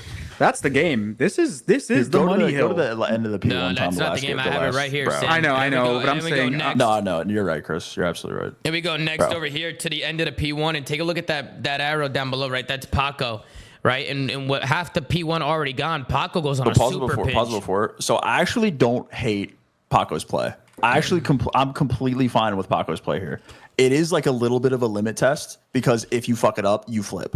So I don't hate Paco's play because it's kind of like calling game because then you full 60 the P1 most likely and you hold P2 spawns and you're still spawning them out. I don't hate the play. Dan dying or anyone dying for that matter makes the play horrible immediately because now you're flipping automatically. So it's like a super, like with how sloppy they've been playing in this series to try to do something like this with how terrible their fundamentals were in this series. I hated everything about it. So you're saying you think Dan should like play stairs? Play it's not even just Dan. It's everyone. It's just the idea of the play in general. Paco is like calling game here. If they fuck it up, they lose. And this is what happens. Like anyone could die here. Hill guy could die. Dan could die. Envoy could die from bottom bed. It does not matter. If any Thieves player dies, they're immediately flipping. You know what's crazy? It's such a limit test of a play that I think in the moment just didn't have to happen. The thing is, he could have accomplished almost the same thing if he just like plays in bottom bed and basically goes to spawn kill those players because he already knows that he spawned in patio. If he plays bottom bed, that immediately relieves pressure from number 1 on the time, but also like he's in direct like a cutoff point where he can just cut that route off. He not only cuts off zip, but he cuts off bottom bed to P1. So he could have been way more useful. That is definitely a limit test. And like you said, it would have worked if nobody died. But he could have just made a lot more useful play, cut off 2 fucking routes, and helped his team. Like, I don't. Just, Like I said, I truthfully don't think the play in itself is bad, but the way that they were playing today made the play bad. If that makes sense. I'm just like that. That's he like made everybody's something... on, comms are on. Like we understand the situation we're in. We're not going to scam this. Like we're all on point, kind of thing. But again, just the way that they were playing today with how flat they were, that play is like it just fucks them. Yeah, I'm gonna be honest. I thought that play was shit. I love Paco. I love Paco. I really, truthfully, I don't hate it. That's a play I used to make back in the day. I used to get cooked for that shit. You know what I mean? I would get flamed. It's a limit test play, 100%. You know, people be like, where the fuck are you going? What are you doing? You know? That's what I'm saying. It's like, brother, like he could have just made a way more simple play and just played in bottom bed after they spawn and cut off 2 things for his team. So that just makes them less susceptible to dying while they wait for this rogue route. It's just not ideal. Yeah, and then we get to the end here. Now, I don't know. I mean, it was so hard for Thieves to get the flip. They kept winning fights, right? It starts with them. They're getting in here. They're flooding through the front. They're getting those front spawns on the kitchen hill. Multiple kills going down, right? Everybody winning fights. I mean, Sam, this was maybe a spot here where they could have pushed, right? Maybe got a little aggro here. Right here. They could have just sent it off time for sure. I don't know what it was. I felt like they couldn't get out of the blender. They won so many fights. I would think that eventually they would flip Boston. But even obviously, here, I don't know. Here it's tough. Now it's tough. Like now they're in a blender. They can't. That situation where you. How did they let this guy hit right? By the way, how did they let this guy hit right? They did it all map, bro. They didn't watch outer on this hill the whole map. I was fucking tweaking. But the thing, how they did it the whole game. Yeah. I mean, they win it here too, and that's what I'm saying. Look at this, bro. Nobody's watching outer, bro. That's crazy. That is crazy that nobody's watching outer. If somebody's watching outer, they win this map. And we're going to a map 5 here. But instead, nobody watches outer. I'm getting so tilted watching this. Yeah, the fact that nobody picked up outer there is crazy. The funny thing, Sam, is there were a couple times they went outer, and you know what? Big Lake won that gunfight like every time. I don't know what's honestly I don't know what the fuck they're thinking in this moment. Like I don't know what's in their heads, but like maybe they're just trying to win here. And maybe that's why they're not just like, because I don't know whenever you freeze frame the time when they had that 3 dead when Ernie was throwing the trophy. Yeah, it was in the like maybe they're just like, I don't know, over X amount of time left, like we could just win it here. Maybe that's why they didn't want to like scam it. Because it's like if say they like jump out and die and then they end up contesting it. Like you know what I mean? I don't know what's in their head. Maybe that was it. I don't know. I mean, that's 3 clean, Sam. That's what I'm saying. You send it here every day of the week. You send it right here. That's what I'm saying. Every day of the week. Like, dude, you probably send it and you spawn these guys behind you. Even if you spawn 1 or 2 of them behind you, it's a W, right? Because at this point, like, I mean, even the categories, bro, you gotta send that shit. Yeah, I mean, listen, you're trying to win it here. I mean, you could definitely win it here, but you got to be perfect if you want to win it here, and that's obviously not easy. And honestly, they almost were perfect if they just picked up outer. Right, they just didn't pick up outer, and it ended up costing them. But nobody pushes; they don't get the flips. And then coming off spawn, I feel like every time you come off spawn by those stairs over there, like if you're spawning front, that's the first thing you come. All right, I got your inner, I got your outer. Right, like that's the first thing you pick it up right away as soon as you spawn. It just blows my mind that nobody picked up outer from these guys coming off spawn. And honestly, Ernie was doing a great job. Everybody was getting in there, winning these trades, winning the fights. 10 seconds left to go. And I don't know what happened here. I really couldn't even tell you. Just nobody picks it up off spawn. Bro, my cat is looking at the mini-map mind blown right now. That's what I'm saying, bro. The cat's breaking down gameplay right now, like flabbergasted. Like we're not holding outer? What the fuck? The cat's tweaking. The cat's tweaking right now. What's his name or her name? Jasper. He's a boy. Jasper, how you doing, Jasper? What Jasper's fucking tweaking, dude. You know, Jasper's he all knows pissed good off. COD. Absolutely. But yes, obviously, LA Thieves, they get the loss here. Bust and Breach are able to close it out. And Sam wasn't obviously too happy with me. It's a Sam's tweet. I don't even know why I had this up. I think Sam sent this to me, but Sam thinks this is my fault. He thinks it's my fault. It was a psyop.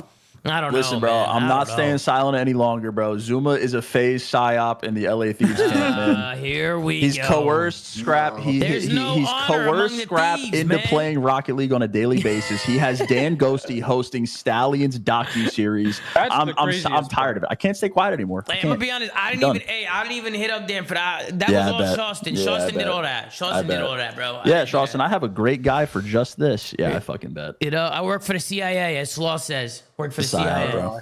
I've seen it. What were you gonna say, Pat? Were you gonna say something? No, I was just saying getting Dan Ghosty on that is the crazy one. The Scrappy on Rocket League is not even that bad. Yeah, because Scrap wants to play because Tommy conditioned him. Slowly. I know what I'm doing. No honor among the D's. I know Nate Shot was very pissed off after watching that series. We know how Nate Shot gets, but yeah, for an LA Thieves fan, that was a tough series to watch as they get bumped into losers and they play who? Who do they play tomorrow? Miami. Oh man, they play Miami. I mean, that's a team that Thieves should beat, but who knows? After a loss here today, Miami might be smelling blood. What do you guys think? Hell no, slam 3-0. 3-0. That's if it's not a 3-0. I mean, I have to expect that they're having a serious like we got to lock the fuck in kind of conversation today, or the rest of this tournament's gonna be real bad for them. Or they're pulling an Optic and they're going to catch right now. You never know. Or people are saying that Optic transferred the curse over to LA Thieves because Dan Ghosty, he whiffed Scump's chair. He took a whiff of Scump's chair. Oh my god, are we getting counter curse? First it was Ken in the Optic camp for Thieves, and now it's Dan in the Thieves camp for Optic. Yeah, Dan smelled Scump's chair when god. You guys at least want to map in this the curse transferred over. Oh my apparently. bad, Which is crazy. You got to be careful with those sniffs. You got to be careful sniffing chairs because Dan Ghosty, he sniffed the curse. You know what I mean? Any other final thoughts on that one, guys? Any other final thoughts before we get into the last one, which was an unbelievable series? Very close here. I mean, listen, for Thieves, you got no margin for now. They were the strong favorites going this event, and you got to make the even mention the undefeated curse, bro. Fuck. Yeah. Yeah, to get into the last series of the day, I mean, we got Atlanta FaZe going up against the Minnesota Rokkr, and when I say this was a masterclass, this was a masterclass. The first map doesn't even show how bad it was because FaZe was had such a big lead, and Rokkr just brought it back towards the end. But I mean, it was very, very comfortable of a series for Atlanta FaZe. It was a 3-0 finish here, 250 to 215 on a red card hard point, 6-3 in a red card search, and 3-0 in a Hacienda control. We'll take a look here at the stat sheets. That's Gio, who's the only one positive in this one with a 1.10. Oh my god, you got a 0.53 from Paul X today. I mean, last Pat, you want it? How is Paul X still on this fucking team, bro? See, Pat's about to make it through the stats first for the audio listeners, and then we'll let you guys run rampant. Paul X with a 0.53, Nero with a 0.8, Gio with a 1.10, and Estrio with a 0.93, and then on the other side, he had Simp with a 1.27, Draza with a 1.39, Salium with a 1.13, and Abizi with a 1.04. Everybody with 7,000 plus damage on the Atlanta FaZe side. So everybody pulling weight. We'll let you start, Pat. I know you've had your comments about Minnesota Rokkr and how they need to make a change, and here they are at the second major of the year, and Big Paulie has got a 0.53, Slay. Hey guys, don't worry about it. We'll wait for our roster change post major 2. No worries. Why, bro? We've known this team has had potential for 2-3 months now. All they had to do was just get rid of their weak link, pick up anybody, T-Fellow, and this team could be in a solid spot to contend. I don't get the logic behind wait, Pat. Continuing to let someone get shit on. Pat, even if they get a little bit better, they're still the weak link. This is the Rokkr from last year, except they wait too long. No, listen. They have an obvious roster change. Wake from last year, Paul from this year. They wait too long to make it. Then, instead of this obvious change, they make a 2-person change. And then they don't qualify for champs. I've seen this genius. before. I've seen this before somewhere. I'm drawing the parallels. Bro, I just, again, I don't understand. I feel and this doesn't just go for the Rokkr. There's a few teams. The Rokkr is just the most obvious example. There is just common sense roster changes to be made. And I will never understand the logic of just sticking it out just to get shit on, even though the entire community knows it's going to happen. And then you're just in a worse spot, especially now. I would argue that the standings, I think, are closer than they've ever been, especially if Boston is going to start getting wins. I don't know. It makes no fucking sense. Just change the fucking team. I'll say this. Map 3 for me, Paul X's issues aside, because he got slam map 3 as well. The lack of teamwork on map 3 at Minnesota being down 0-2 was pathetic. I'm sorry. What I was seeing on the defensive side and the ease of spawn trap that FaZe was getting on just consistent single pushes, no util from Minnesota, no team challenge, no sliding together is honestly unacceptable. I don't care that Pat got shit on map. Paul got shit on map 3. They got it. Listen, this team can't be this mentally weak. If they want to get anywhere in the CDL this season, because they have a lot of potential, they have a teeny ass map pool. These guys need to figure out the mental side of the game, bro. I'm sorry. Tired of seeing it. Yeah, I definitely think Rokkr. And who do they play tomorrow too? It's not looking good for them right now. Toronto, right? No, they play Optic. They play Optic. tomorrow. Oh, Like, my they lose map. They map God. one. GG's, bro. Fucking pack your shit up Friday night. Also, I saw a video where I think Hex said that Kenny decided to send a text to Damon and step down. Yeah. Yeah. Why didn't Paul do that before this major? Oh. Oh, Slayer. Slayer, come on, Slayer. What do you mean? Come on, pal. What do you Care about mean? the Just squad. kidding. I'm just kidding. Hey, I will say, I actually didn't know that about the whole Optic Kenny situation. I didn't know. No one did until today. Yeah. So for those of you that don't know, Hector actually said on a podcast today that Kenny actually texted Damon, right? He texted Karma saying that they should probably start looking for somebody else because I guess Kenny just wasn't feeling confident. Which that's tough from a player when you feel like you're not playing at your highest potential. It could be tough to kind of sit that one out. But yeah, it's I feel like it just kind of changes things, right? Because everybody was all up in arms when the whole Optic change happened. We haven't really ran a flank to talk about all of that. But what do you guys think about them making a change before Major 1? Some people were saying that it was bullshit and they should have waited after. In my personal opinion, I don't know what the fuck those people were talking about. People have been calling for a change for weeks, and I think you 100% make the change before the major to at least give yourself a chance to get some points here. But what do you guys think about it? I mean, Pat, what do you think about it? We'll go down the list, Ben. We'll go to Pat, Chris, Ben, DeSam. We'll go down. What do you think, Pat? I mean, the weird thing about this one is like, no matter when they made the change, we knew there was gonna be a change. Like it was guaranteed that this team was making a change. Weird that they're doing it with like basically no practice at all. Because I mean, I don't know about you guys, but I feel like the result is kind of going to be the same this weekend. I don't think Skies is like a night and day improvement. Like Skies was arguably playing pretty bad on LAG still. So I don't think this is like a huge improvement, so to speak. But like Kenny was playing the worst. He was the worst player in the league. So I think they obviously had to. I'm surprised they did it. I think they wanted to, in my opinion, probably just salvage their event because it was their home event. I bet if it was any other event, like a regular team's event, I don't think they would have done it. Well, I don't think they did it. It was Ken. Yeah, well, I was gonna say that's on them if they dropped their player, but they didn't. Yeah, I mean, look, I don't know. I mean, Hex said it, but like, let's just assume that's true. Would you think Kenny would sit out of the event, like if it wasn't the Optic event, like the Optic major? Yeah, you know what I mean. I kind of feel like there was a lot being the fact that it was the Optic event. But anyway, I don't know how much it's going to change, right? Like I think Sam, we agreed earlier, like no matter what, they're losing to that round 2 team. Whether it was Ken, whether it was Skies. Hector did say that he wanted to keep the team together. I don't know for the major. If that didn't happen, he did make a comment in the clip that I watched. You would pick Toronto to lose to Optic, Chris? I want to see how they play tomorrow. That's fair. Even if it is Rokkr. My thing is, right, if Kenny's stepping down, he's not confident, he feels like he's letting the team down. That's not something that happened the day before. That's something that's been looming in his mind for quite a while now. Well, real quick, do you think even if he didn't step down 2 days early, he was still getting dropped after this event? Like yeah. But that's besides the point. I'm talking about right now. That's like I said, that's probably a thought that's been looming in his head. That's not going to do any favors in game, right? He's probably not playing like himself. Granted, he wasn't playing good in the first place. It's probably getting worse. With the change like Skies, although Skies wasn't the best, we've seen Skies play good. We've seen what Skies can do for a team. Granted, it was with Hydra. Skies is still a champion at the end of the day. He's going to come in with total confidence. He's going to come in, obviously, like with the chip on his shoulder based on how situations ended with LAG. Assuming he plays good and Optic kind of get that little confidence boost and start playing like themselves. I don't really know if I agree that they're going to go out round 2. I need to see how they play tomorrow.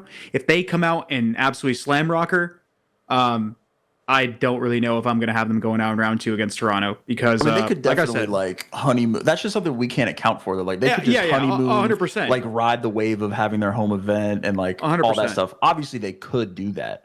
Yeah. But banking on that as just like a thing, like you can't do that. Yeah, I'm not banking on it. I'm not like I said. The possibility is absolutely yeah, there. that's why I'm saying it's like we don't really know because at the end of the day, Granted, they played LAG. They got that win on the board, and Pred fried, Dashy fried. The one person that's kind of been quiet, but we've seen him do really well in stage 1 was Shotzzy. And now with Skies on the board, we don't know how their team dynamic is going to be. At the end of the day, that guy's got a chip on his shoulder. He's going to be looking to show out. And if you know Skies as like a player, like he's very calm heavy, and he's going to try his best to have these guys like on point and like looking at the right shit and doing doing what they need to do. So hopefully that new sense of direction they're going to get with somebody that's coming in with that sort of confidence could actually propel them to play well. Obviously that's going to be yet to be seen. But like, I'm excited to see them. I honestly, I feel bad for Kenny, but on Skies, I love Skies, bro. I love Caesar. He's a good ass dude. He's very funny. He's had his ups and downs in his career, and he found some success. So I want to see them do well. For my boy Skies. So did y'all see Nate Shot's take about the change? Like about the Skies thing? Yeah, I saw his take about how something about how he failed upwards, right? That was the one you're talking about. It was someone on Reddit or something said that. But yeah, Nate Shot disagreed with it, and I was mind blown. Like, I mean, look, I don't care how much you like Caesar, how much you're friends with him or whatever, but like nobody in the league ever goes from getting dropped off the 11th place team to getting put on one of the biggest franchises in the league. Like, well, it's an objective truth that he failed up. That's not like an opinion. I mean, but Nate disagreed with it. That's why I was like, I mean, look, I can be all for just disagreeing with anything that comes on that COD comp Reddit, but like that take is, I don't feel like you could disagree with that. Yeah, I mean, here's the thing though. Here's the thing that you got to account for at the end of the day. Like these guys, it's like Skies and even that LAG team, they're all super experienced. They might not be playing well now, but at the end of the day, it's a team game. Environments, all that stuff could play a factor into them not playing well. So,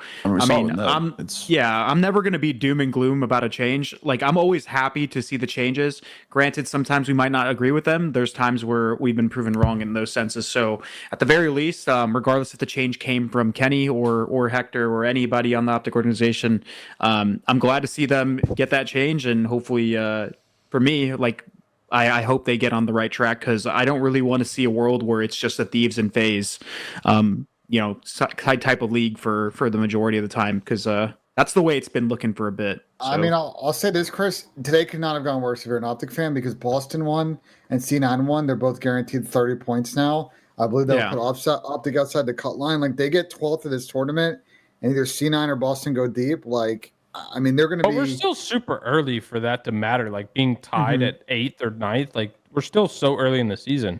It's going to come down to the last event like it always does. Yeah, there's still two more whole majors.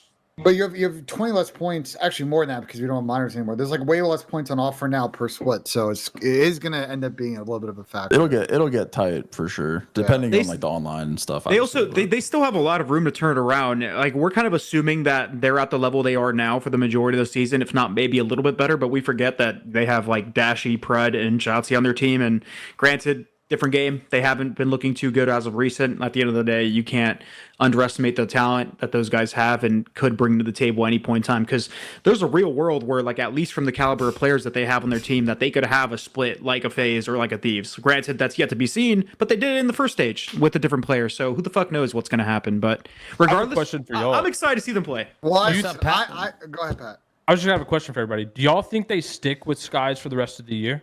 Yeah. I think it depends how they do. I think they do. You don't think they like seek an upgrade if they can get one? You think they just like, even if they're average, they stick it out with this team? If they don't, I think it depends. Personally, guys, if they lose to Minnesota tomorrow, and like all options should be on the table with the team. I'm sorry, Caesar. Like, if they go and say Caesar doesn't play that well, why would you keep running it back? Yeah, you're just gonna claim honeymoon cheese? Wait. You're gonna no. Hear me out. You're gonna give Caesar one series. You're gonna give him one series? Getting thrown into the roster with no scrims, no practice. Hear me out. Go ahead, Ben. Go ahead. Let Ben talk. I'm not advocating, guys. I'm not advocating for Caesar to get dropped. I just want to be clear here. But like, I want you to evaluate the situation Optic's gonna be in. Like, you need to look at who plays well in challengers and make a decision what's best for your team. Like, I don't know. So Luke isn't playing challengers. Luke isn't playing challengers, is he? No, he's not. He's not. But like, I just think to then be like hard suck a way to give Caesar more time. Like, if someone in challengers is unbelievable this weekend, you got to have at least a conversation about what's best for us to try and qualify for champs. Listen, man, respectfully, I don't know their opinion about the rest of the team, but there's no way that I'm picking up a player, doing all this content, and like, you know, actually making him a part of our org, giving him one series, and then looking at challenger players like, oh shit. Like there's got to be some sort of like. I'm not asking the players. I think when it comes down to Optic, we've already talked about how they had very limited options. Skies was one of the options that we brought up when it came down to it. So at the end of the day, they made a roster decision. Granted, Kenny did step down. They probably would have made this afterwards. That made sense. It was one of their only options. So moving forward, they're probably going to play with Skies for this stage. See how they do. If they improve, I'm going to say if they improve, they should improve. Like there's no way they're going to not win a map. They can't get worse. Unless then Skies is at 0.29. Yeah, then they reevaluate from there moving forward. But I mean, this is the most obvious trade this is the most obvious roster change they could have made. So like I said, limited options. I doubt they're going to make any more moves for at least a whole stage. I'm going to say this. This is where I think we're always going to disagree because I'm not a former player. I look at it differently than you guys do.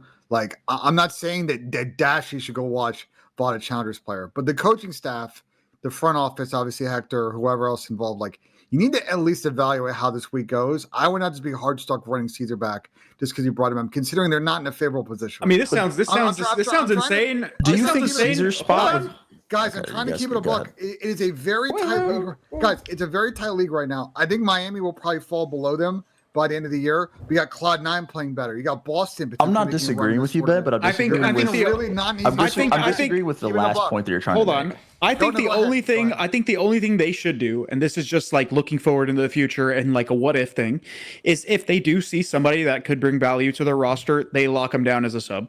Yeah, like because even as a sub, they're not even as a sub. Nobody's going to turn that down. I think what Ben is trying to say is this team can't afford to continue losing. Like they need wins now, and yeah, maybe you don't give him like let's say they lose the Rokkr. Like they could probably start the league off playing with Skies, but it's like if they don't start off hot on a like starting to get wins. And you don't see potential of like, okay, this team is not top 4 capable. They got to make another change. Like they have to. Okay, so I don't disagree with that, but do we think that Caesar's spot is the one that would be up? Like, are we not looking at anybody else on the team? Well, I mean, I guess they're not. I mean, I guess they should have made it. They're not dropping shots. But like, Shotzi and Dashy are a lock, and Pred has been the only one that's shot his gun. But like, are you not? I wouldn't drop Pred and keep Caesar though. I would drop both of them and pick up 2 replacements. That's fine. Okay, that's more so where I'm trying to go with it. It's like I feel like that would just be so shitty for Caesar. You know what I mean? Like if he goes in and plays okay, was a last minute safety net, right? Like it's last minute. Get a guy in who hopefully is serviceable, but it wasn't the ideal roster change that I think this team knew they had to make. What we've talked about for a while is this team needed a 2-person change with how they were playing. Kenny and Pred both. That's where I was when the and that's happened. Likely what was going to happen post major. So it's like to me, if this team doesn't instantly turn around with Skies and keeping Pred, then they got to look at going back to that 2-person change. The thing is, though, I don't even know. Disagree with Ben's point. Like the whole, like actually looking at the pool. I don't even know, though. I don't even know if they have a path forward in that. Like outside of like if I'm looking at challengers when it comes to subs, like they're just not going to bring certain people. There's not another. I don't know if there's going to be another Dan Ghosty type of thing where. Well, they didn't know that at the time. I mean, shit. Yeah, they didn't know at the time. We're not going to know until the event. Kyler will get you wins. Kyler will get you qualifier wins, bro. But I don't think they're running back to train with Kyler. The point I'm trying to make is that like they just gotta. You're not in a position where you can be picky about your options. They just got to be smart, depending on how this weekend goes. That they make whatever the best 4, or to your point, Chris, maybe the best 5 that gives them paths winning, because it's a very tight year. It's not like they're saying 3rd in the standings. There's an actual % chance at the moment, the way they're playing, that they will not qualify for champs. As crazy as it sounds. I don't think. Like I said, I don't think they make an immediate change. If they have a mid-major, let's say top 6. We have to see how they do. We have to see if they have a mid-major top 6, bro, they should. If I were them, I would lock down the best challenger player they can and just put him as a sub, even if like at the end of the day, even if you don't, I don't know yet. We'll see at the event. Worst case scenario is they lose. No, I mean like who's the best challengers players? Who I meant, Sam. Like who? I mean, still fellows. I mean, no. Honestly, if you look at like there's quite a few people that have been really good. Granted, there's been like one team that's won both elites. There's been a lot of players out there that have been like playing really well for their certain rosters. So it really depends on the event. But at the end of the day, a good shout. I think locking somebody down. I think locking somebody down as a sub is just like a good future-proof move that you can do, because you just like don't let anybody else get them before you do if you have another flop. Boys, listen. They should have signed Neptune 8 years ago if that was the case. We'll do predictions in a bit, but even with little practice, like, I don't know, this Rokkr team, just win map 1 against this Rokkr team, and they're going to crumble, like, pretty big against that crowd tomorrow, I believe. I don't even disagree with you, bro. I had Rokkr in my prediction originally, but after watching them today. Well, before we get onto the predictions. I'm telling you, that map's, I'm sorry, like, the Nut Circle 2 more back, like, I just cannot believe what I watched in that third map. Like, that is on that kind of level of crumble at this point in the season, knowing what you need to put up against a team like FaZe is unacceptable. I don't care that Paul got 7 kills. Like, you can still run together and at least try to make trades. Like, that shit was actually just unacceptable. I mean, they've all just fallen off a cliff outside of Estro. Estro's been their consistent player. Granted, he didn't have the best series today, and Gio played a little bit better, but like this whole team's just falling off a He cliff. didn't have the best series today, but he was giving it everything he got out there. Yeah, I know. At the end of the day, he's playing You can FaZe. tell he was the only one trying. Like, I thought it was controller, dude. They were shooting map 1. I just think FaZe handled the flow of what is a mixy red card like pretty well. I think Rokkr made a lot of the P3s like really mixy, and that was some areas where FaZe could have gotten more time in the P5s, but like FaZe kind of handled the like pushes and ebbs and flows of that map. And then as we've seen a couple of times with them, they just get in the 3rd or 4th gear. What you guys think about FaZe? I thought FaZe looked incredible today. Even their comms They sounded handled good. it, dude. They handled business. Bro, FaZe is probably the best Thursday team of all time. They're so consistent. they're just consistent. Would you say that's because of consistency, Pat? Because I feel like a lot of teams play down. I feel like FaZe just always showing up for the most part. I mean, I can agree with that. They've but had I off series though. I also They've had think off series. For FaZe, bro, there's FaZe just comes no down. nerves on a Thursday. Like, bro, to them, they're like, we can talk about their Sunday all day long, but like, they just come into these matches. They're always playing a team that they know they're miles ahead of, and they just stomp them almost always. Yeah. The thing is, isn't to glaze FaZe, but we always talk about how sometimes like teams like come into a tournament and they just kind of fall off a cliff and just don't play good. They start off flat, but like this doesn't happen with FaZe majority of the time. I could think of maybe one time it's ever happened to these guys. When most of the time these guys really just come out the gate frying. They always look like the tournament winners. Granted, sometimes they fall off on that Sunday or that losers bracket or whatever, but I don't know. These guys they're gross, man. They just have they ooze FaZe, confidence, bro. They also rarely get upset on land because, dude, they just out talent the fuck out of everyone. The 6 through 12 seeds, they could just out talent with their eyes closed. Like, yeah, I feel like that's what they could play bad, but like the players they have on this team could just will them to wins in every single one. They obviously don't play bad, but like they literally could. Yeah. Just because they bail themselves out if they play bad. There were some nice improvements I saw from them, like today, from we've seen from earlier in the split, especially in the red car S&D. I feel like they were a lot more, efficient with the full rotates and like their reads. I think there's a lot more confidence in the way they were playing off each other. Like the stuff they're going to need to beat like a Thieves team in form that we were seeing a little bit of iffiness in search. I thought the second map was like one of the better red cards they played as of late. Just to take a look at the bracket too, kind of where we're at. So we got Thieves versus Miami, Carolina versus Vegas Falcons, Minnesota Rokkr versus Optic Texas, and Toronto Ultra versus Los Angeles Guerrillas. These are all losers bracket round 1 matches. So if these guys lose, they are eliminated from Major 2. We'll go from the top down. We'll start with Thieves Heretics. I mean, I got Thieves, but man, after today, they better wake the fuck up. But who do you got, Pat? Thieves for sure. All right, what about you, Duarte?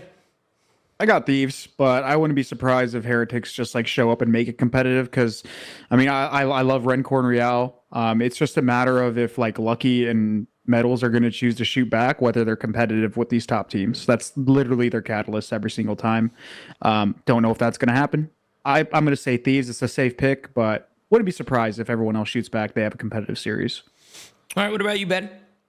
It's a Thieves 3-0. They played so many times this season and they've just gotten dumpstered. So like, I don't know what land's going to change on that. I think it's just a bad matchup for Miami. Sam, what do you got, Miami? Yeah, for sure, bro. Thieves fucking 3-0, assuming they actually try. Then we keep moving down. We got Carolina versus the Falcons. I'm going Carolina. I just feel like Carolina is so much more fundamentally sound than the Falcons. Is anyone picking Falcons in this one? Wait, I'm not, but hold on. Last time these guys played in their online match, Falcons actually had opportunities where they could have won multiple hard points. Look at Sam, bro. Sam, stop. I don't think they're going to win, but hold on. Listen, Falcons, are they going to get their first hard point win? They might get their first hard point. They're getting 3-0'd. Everybody's got Falcons in that one, I'm guessing. Yeah, we all got Falcons. We've all got Falcons. We all got Falcons. Optic Texas versus the Minnesota Rokkr. Who do you guys got in this one? I'm actually going to go Optic Texas in this one. Going Optic Texas. I think Caesar Skies Bueno is going to come in, maybe a little honeymoon stage. Maybe they're feeling good. I don't know. Rokkr got slammed today. I'm going Optic in this one. Home major as well. Maybe the fans or something. I'm going with Optic in this one. And I haven't chose Optic in a while, so I have a feeling about that one tomorrow. But what do you think, Pat? Who do you got? Man, it's tough. Well, actually, no. They have the drums. It is the Optic event. I'll go Optic. You going They Optic? have the drums. Yeah, they do have the You drums. think Hitch brings out the drums tomorrow? I hope he does. He Yeah, should. they better. I saw a thing that they've never placed outside of top 2 of their home event, but like their Yeah. average on every Going other back event to, is like, nowhere near Vanguard. that. Yeah, that's crazy. That's crazy. What about you, Chris? Who do you got? I am going to go Optic. However, assuming they do this shit that they did online where they score up on all these vaults, Rokkr actually have a legitimate path forward to win this series, assuming they play good. Because Optic, we know their map pool, they love to score up on those maps. And last time they played Optic, granted, was with Ken, Rokkr beat them. So I'm going to say Optic, but this is... If Minnesota's playing well, this is a hard matchup for them because Rokkr plays with fucking insane pace regardless of what the fuck is happening on the map. They just fly at you. And if you guys are worried with the Optic Texas's pace, this will be a good test to see where they're at because they are going to play a team that at the very least brings pretty much relentless aggression. So, yeah, I got Optic, but... That's all they bring. I don't know if you saw one. map 3. They don't bring teamwork. Yeah. But neither has Optic prior to this change, so we'll see. I still got Optic, though. They bring drums, though. They bring drums. Ben, who do you got, Benjay? Listen, Vol Hardpoint, Rokkr are 6-1. Don't have a winning record on any other map. S&D, 7-1 on Vol S&D. Obviously, their Hotsy's also pretty good, 5-1. If I see a Vol Hardpoint tomorrow, it's indefensible from this team. Like, it's so obvious this strat to go at Rokkr to play them on another map. And control. Yeah, because they are what? Like they're 5-3 on Vault Control, and they're combined 6-8 on the other 2 maps. So like, I just think the video strategy is obvious here. I think Optic will have the crowd kind of help them through. I don't think it'll be the cleanest COD of all time, but I think they'll get it done in 3 or 4. All right, what about you, Sam? You got Optic as well? Dude, I had Rokkr, but they got fucking shit on today, brother. I'm going Optic Texas. Holy shit. Yeah, they got smoked today. I'm not gonna lie. And we get to the last series, Toronto Ultra versus Los Angeles Guerrillas Genomates. I'm going to go with Toronto on that one. I actually thought Toronto didn't even look that bad today. I think they just made some mistakes. Cloud9 obviously closed it out. A lot of grueler maps. LAG, obviously, I've been struggling a lot in this stage. So I'm going to go with Toronto Ultra 3-1. Who do you got, Pat? Toronto, for sure. Also, up to note, Toronto and Thieves, Thieves is over 70%, but Toronto wins like almost 70% of the matches when they drop to losers so far after day 1. Like when they drop out of winners 1. Is that a turtle stat? It's a turtle stat. Oh, Thieves dominate. Thieves is like 77%. But W Turtle. Yeah, I mean, the odds that either of those guys lose is super low. All right, what about you, Chris? I got Toronto, no questions. Benjay. I got Toronto 3-0. Sam LaRue. I'll be different, man. I'll take Toronto. Hey, you're dumb. All right, anybody else got anything to say on today's match? It was a great first day of the major. Phenomenal first day. Go ahead, Benjay. One other thing, I believe the top side of losers bracket also plays on Friday, so I think we all pick Thieves in Carolina, so I think we can also give our predictions for that as well. Oh, do they? They play, what, there's 5 matches tomorrow or 6 matches? Yeah, How many Round matches? 5. Yeah, there's one winners game tomorrow, right? Or no, extra losers game. One more losers One round. more extra losers game. Yeah. So, Let's make Thieves for Carolina. Yeah, Thieves are. I mean, it could be Miami. I mean, you don't think Miami has a shot at all? What are we doing, bro? I mean, we're going off our predictions. No one I here mean, I'm picked just Miami, saying. right? I mean, we saw what Nah, happened. listen, Thieves. Nobody Thieves beats I mean, No. Miami could come out there on top. They Thieves. could. No one picked Miami. No one picked Falcons. We're going Thieves, Carolina, assuming the predictions, and we're going Thieves. Let's be real here. Yeah, no I'm one's going- picking Carolina. We'll beat Thieves. I mean, I'm going Thieves. Pat, you got Carolina now? One? My 2 grand do. finalists are playing. So we're losers throwing too. for breaking point predictions. Bro, Grand I told you finalists guys. are playing in Hey, your losers bracket is too. chalk. Your bracket is fucking chalk, I Sam. predicted an upset at this event. I thought it would be Carolina versus Thieves, but it was just happened to be Breach so far. So I still got Carolina. All right, Pat's got Carolina. Everybody else got Thieves. So let us know who you guys got in the chat and in the comments down below over on YouTube. But anybody else got anything else to say? Any other final thoughts? Anybody? No, I want to get dinner, so can we please end the show? Thank you. Yeah, you're good, Ben. Ben, what the I'm fuck? hangry, bro. I have not eaten a single. We get a vlog tomorrow, guys. Don't make him angry. Are you vlogging at dinner tonight? Are you vlogging? By vlogging, you mean film myself walking over to In-N-Out? Sure. Okay, absolutely. Sounds good. Guys, that is going to do it for day one here at Major 2. Obviously, we'll be keeping the watch parties and shows going throughout the weekend. But, man, what a great first day. And I'm excited to get into it. We got some great matches tomorrow. So we'll be back and loaded, ready to go. No putt. Ben's in a fucking hotel room. Where do you want him to putt? He's in a hotel room.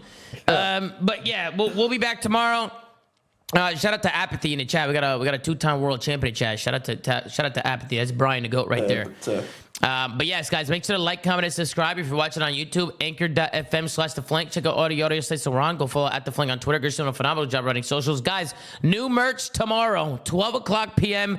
PST. You guys have seen some of the designs.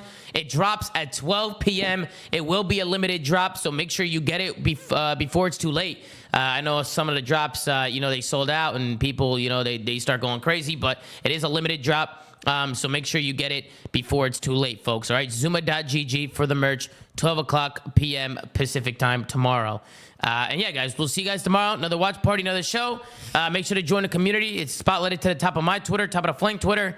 And that's going to do it for us, man. Take care, brush your hair, and we'll see you guys tomorrow on another episode of The Flank, man. Take it easy. Go fuck yourself. Ciao, ciao, ciao, ciao. Well, do our thing.